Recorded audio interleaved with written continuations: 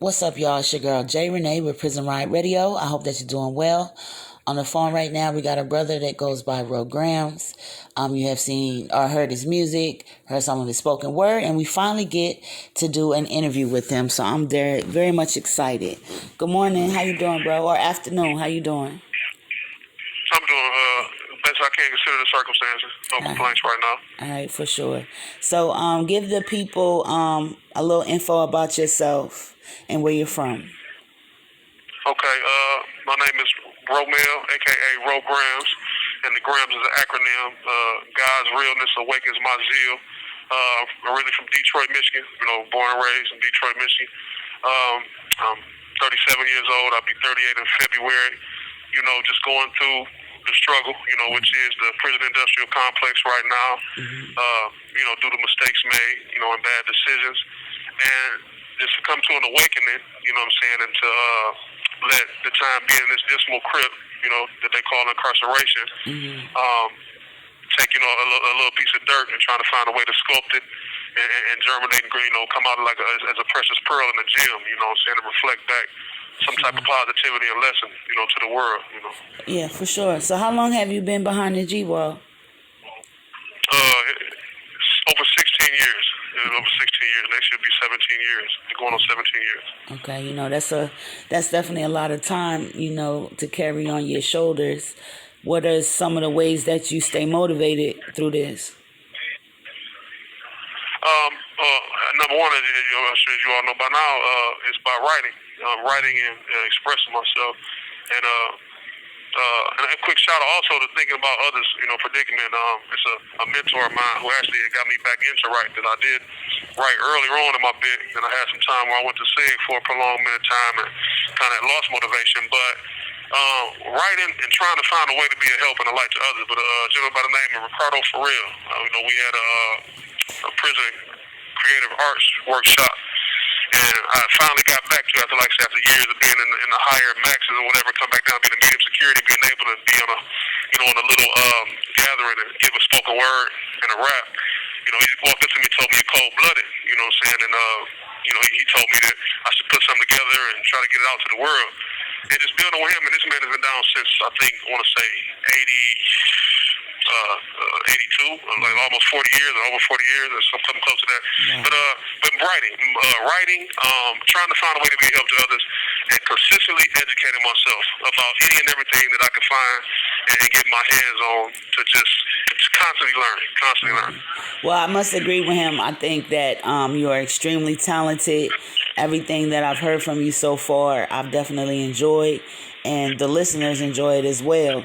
So you said that. So did you first start writing when you got incarcerated, or was you into music before that? I was into music before. I wasn't heavily into it. I was into kind of like, get blow with the homeboys on the weekend, or blow a couple blunts and sit back and turn the beats on. We might have had. I think we had one real studio session where we almost had like 3 or 4 songs all the way mixed and mastered.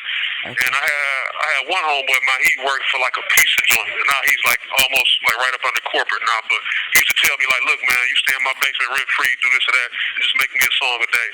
But I was so busy in the streets, ripping, running, doing this, that, and the third, I never took it serious and never tried to cultivate the craft. Man. So which one of the things that you've created is your favorite? Do you have a favorite? To be honest, right now I don't.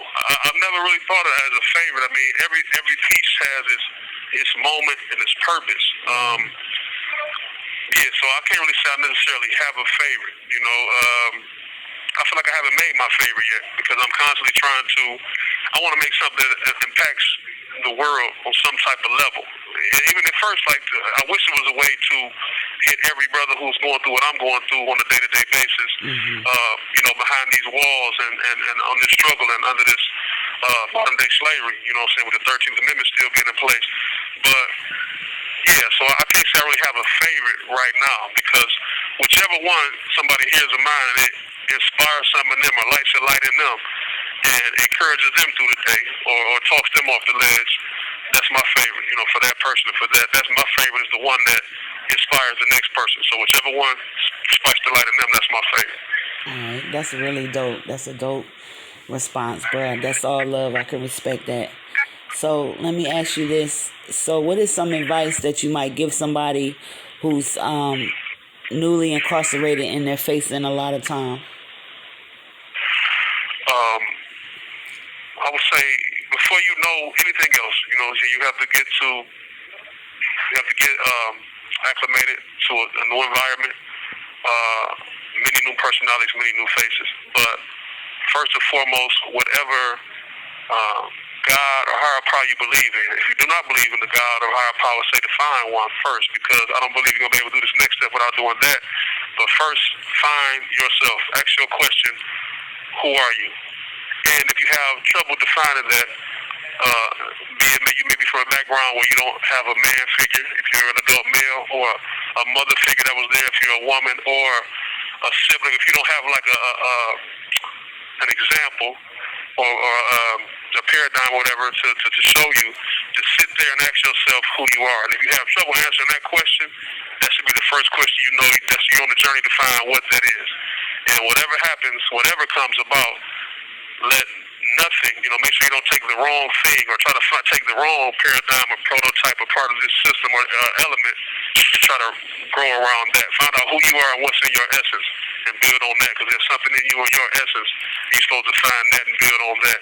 And whatever led you to this place, wherever it be, if you're innocent, by time and chance, or if you did what you did and it is what it is, it's for a reason. And the reason is to find out who you are and what you're on this planet for.